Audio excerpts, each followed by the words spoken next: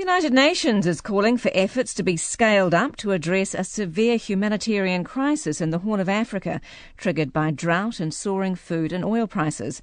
In Ethiopia alone, more than 4 million people are now in need of emergency food assistance, and UNICEF is working to provide food to 75,000 severely malnourished children.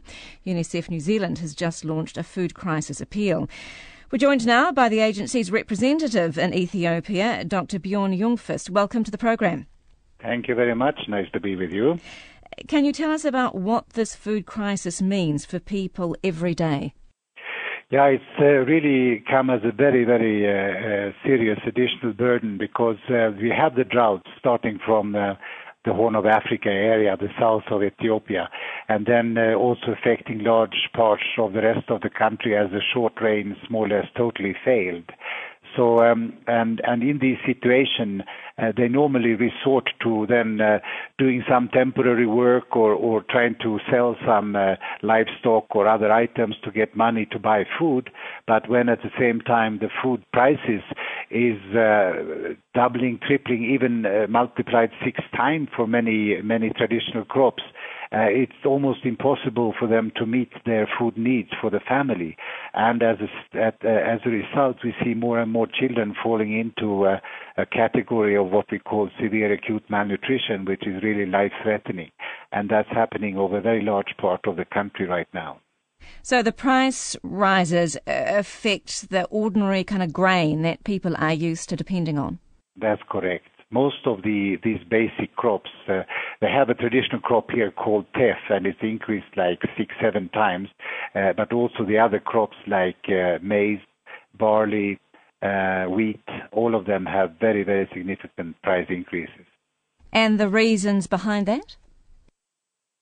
No, it's partly the drought, but as a part, so then you get a food shortage in the country, and normally traders and even the government and aid agencies, they are able to get food from the world market, but at present there is no food available at the world market, and whatever is available, the price is enormously increased. So they are really stuck in this situation. They temporarily need food relief, and it's very difficult to get it, or what they can get is way, way beyond their means.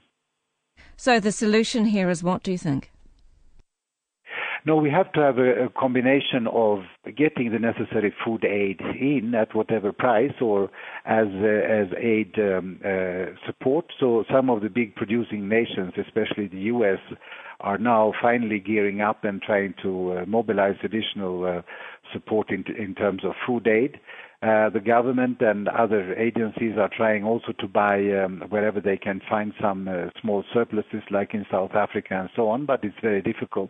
And of course, at the same time, we have to make sure that the impact of this situation, especially in terms of children's nutritional status, is taken care of, because we mentioned 75,000, and that was like 3 months ago, and it hasn't improved. It's actually getting worse. So this is a large number of children who need immediate help to recover from their acute situation.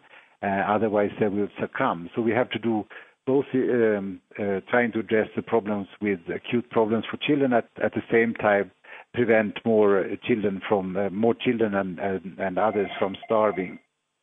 But the food aid itself is becoming more expensive anyway.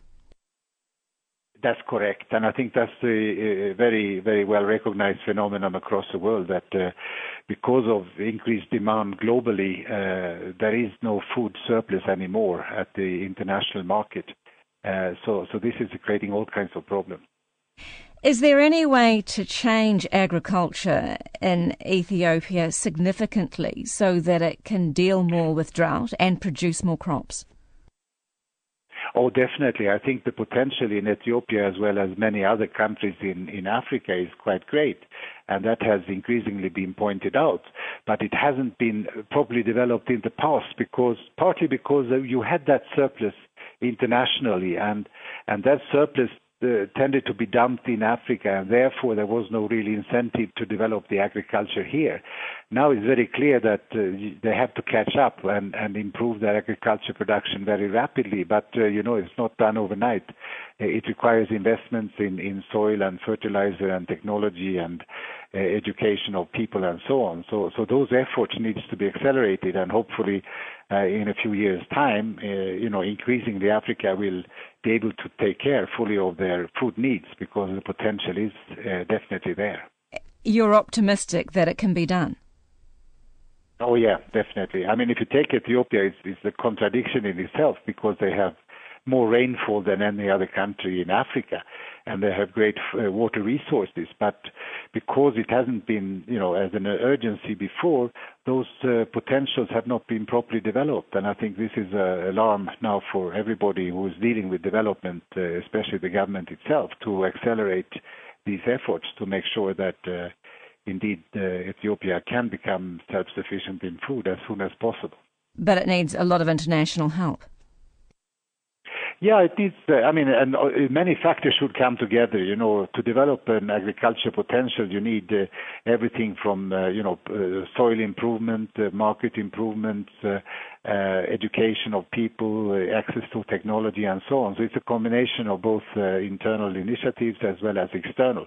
And they have essentially been started, but, the progress has been a little bit too slow. So, by all means, this has to be accelerated, and in the meantime, as I said, it's very important that we help, from a humanitarian point of view, the country to get over this hump and get on with the development program. Do you think it's difficult now to engage people with Africa's plight? Do you think there's a sense in the West anyway that Africa's always in trouble and it can't be fixed? Yeah, I think that's a great risk, Mary, and I hope that we are able to convey. And I think we may have just lost the line there to Ethiopia. I was talking to Dr. Bjorn Ljungqvist. He's UNICEF's representative